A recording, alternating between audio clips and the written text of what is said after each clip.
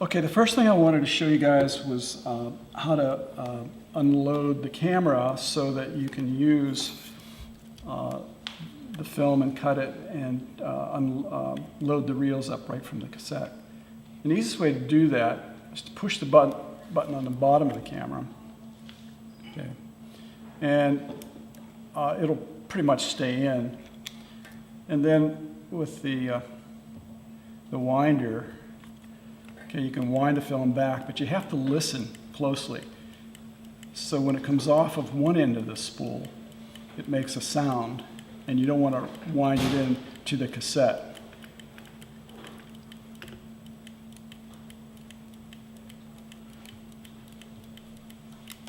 Did you hear that? Did everybody hear that?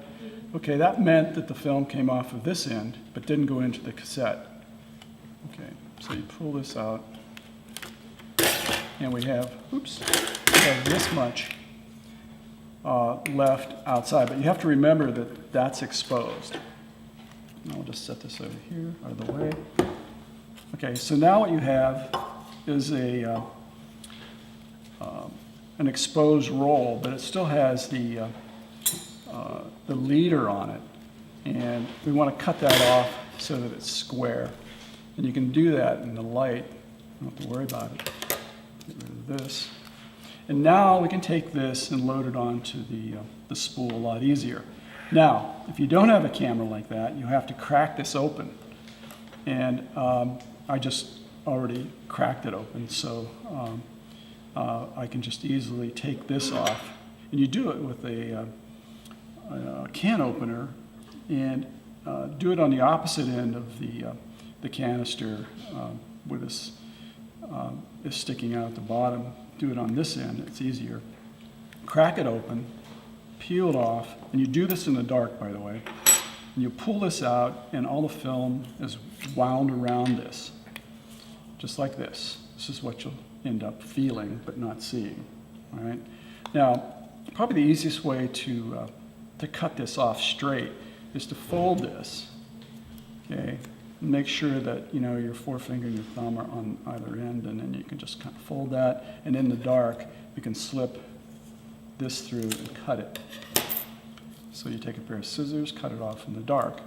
Okay, now this is ready to be put onto the stainless steel spools. Okay, so either way will work depending on the camera that you have. This probably is a little bit easier because you can do it in the daylight. Okay, but now you have to go into the dark to do the rest of what we're going to do. I'm just going to set this aside. Okay. The spools have two little ends sticking up that you have to sort of look down from this angle. And the whole idea is to put the film inside the spool so it doesn't touch. And sometimes that can be difficult, but if you listen and you pay attention to this, you won't have a problem, because this is probably the best spool to use. It's a heavier spool, and it costs a little more money, but it's still really worth it. It's a pro reel. Okay, so set these things up, okay, in the dark, so that you know when you pick them up exactly where those two ends are sticking up, so that you know how to put the film in the dark. Don't forget that. Okay. Now, if you're just using an already exposed reel, you can get it started in the daylight and then finish it in the dark. But pretty much how you do it is you kind of crimp the film like this. Okay, stick it down into the first slot like that. Can everybody see that? And then it grabs onto the perforations on either side. Okay, you see that? And then all you have to do is crimp the film with your forefinger and your thumb and turn it. Now, some people like to set it down on something. Okay, once you get it started like this, switch off the lights and finish off the roll. When you come to the end, just clip it off with a pair of scissors. Okay, and I'll do it a little bit further with an exposed.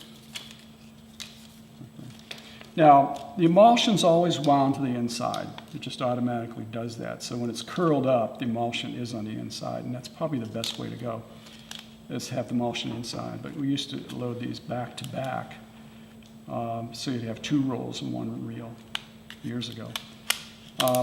Stick it down in there until it catches onto the perforations, and then just turn it like this. A 36 exposure roll of film will go clear to the end of this. You'll feel at the top. 24 is down a little bit further. It's not quite as long.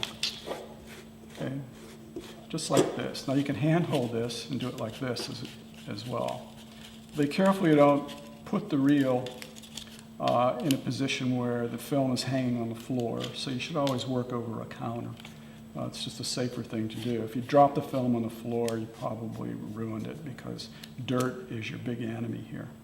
Now that was a short piece, but you can actually feel in the dark, and by the way, again, this is all done in the dark, you can feel in the dark whether or not this is on right. And if you have a little bit of slippage like this, you see this? Okay, that means it's going on okay. All right, so every once in a while just do that. If it doesn't slide like this, then chances are you've overlapped it. And if it's touching when you develop the film, there'll be big splotches and you won't be able to print the film. So you got to get it on a reel right, or otherwise you'll have a big problem in the end. So this is really important. The things that happen are that the perforations break sometimes, and if they break, you'll never get it on a reel. It's really difficult. You need to see me. And the easiest thing to do is to take the film, if you have that happen, put it in the canister, and then, I'll try to put it on for you.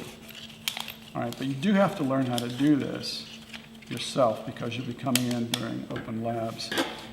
You could just roll it up and, carefully stick it inside.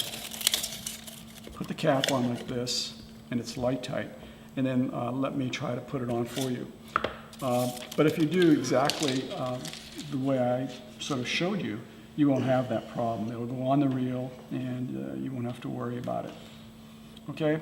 Once you have 1 or 2, if you only do 1, put it at the bottom of the canister. If you have 2, obviously, you just put 2 in there. But you always put 2 reels in the canister so you don't have this moving through the developer, creating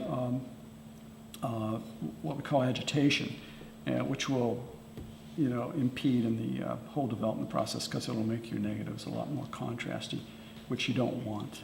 Okay. Then once you get it in there, you take the cap, put it on, make sure it's on tight, and then you can pour all your developer, your fixer through this orifice here, and light will not leak in there. Okay. So once you go through the process, you can open up the top, and I'll show you how to do that later. Okay. Take these out and hang up the film, and I'll show you how to do that when we process the film.